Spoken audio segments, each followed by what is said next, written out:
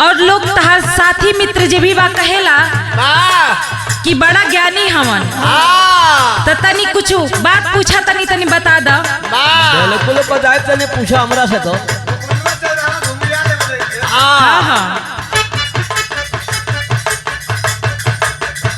ऊहा कवन जानवर घूमे बीच बगनावा।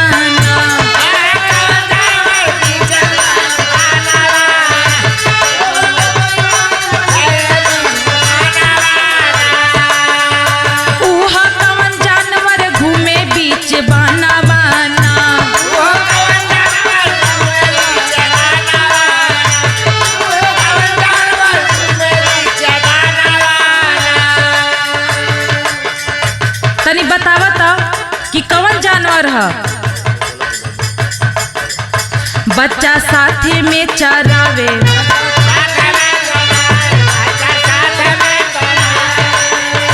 खतरा देख पेट में नावे।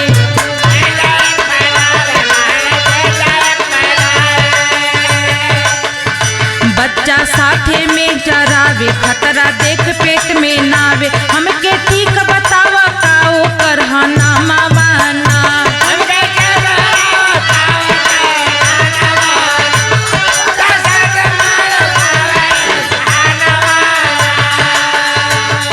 तनी बतावा का नाम हवे?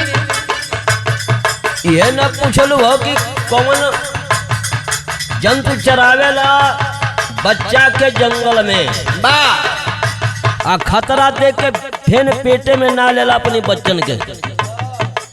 ये न पूछलो हम माया जी। हाँ हाँ ये पूछनी है। गोरिया सुना सुनाई आगे के बयानवा।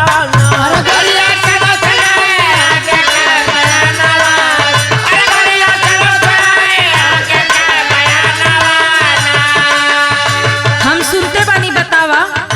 बच्चा अपने साथ चरावे,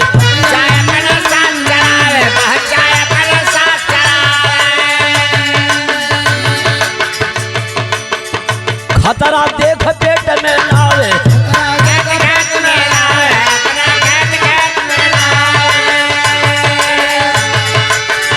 तो ठीक बताई कंगारू बना मावा।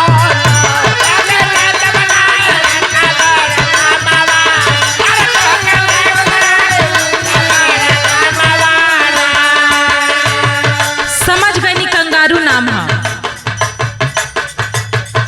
बाटे नाक के ऊपर सींग,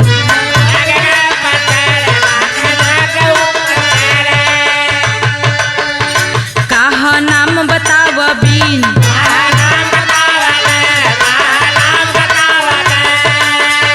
बाटे नाक के ऊपर सींग, कहा नाम बताव बीन। तानी करी द हमारे दिल के सना मान।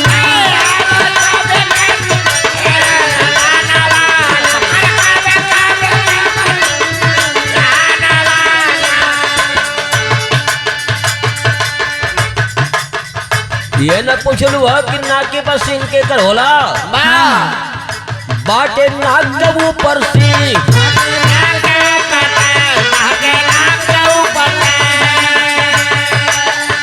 चिड़िया खाना देखनी सीन। चिड़िया खाना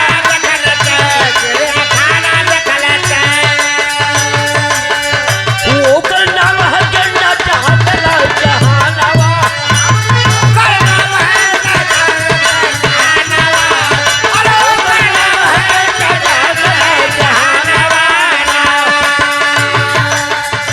अच्छा तो का नाम गेंडा है। हाँ तनी इहो बतावता। पूछो। पूजा करत आधी रात,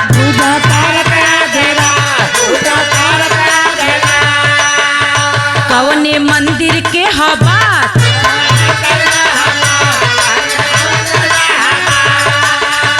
पूजा करे आधी रात, कवने मंदिर के हबात। राजा कवन नगर के कर बीराना वाना।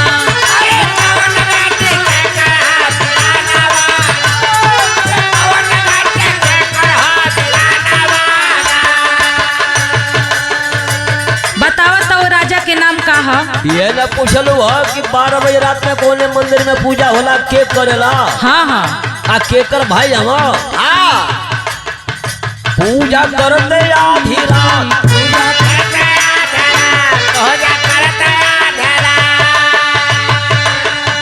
मैहर मंदिर के बाबा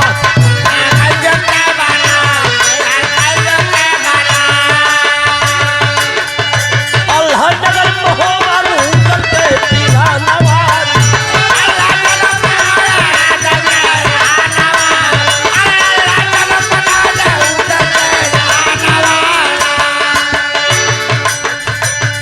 हम तो जानते रहनी हाँ, खाली देखनी तोहरो जानकारी बाकी ना, यही से पूछ देनी हाँ। ठीक हाँ अरे ना ऐसा बात नहीं खे।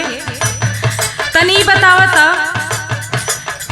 लटके नब बंडल में जाए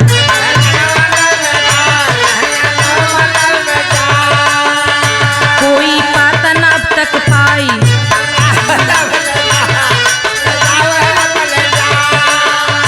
लटके नब मंडल में जाई कोई पाता न अब तक पाई माया मंडल से बताव आगे गाना माना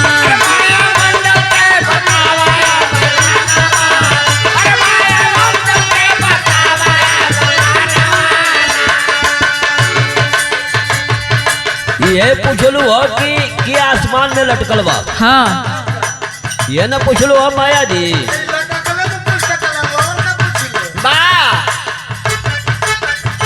जाके लटक गए आसमान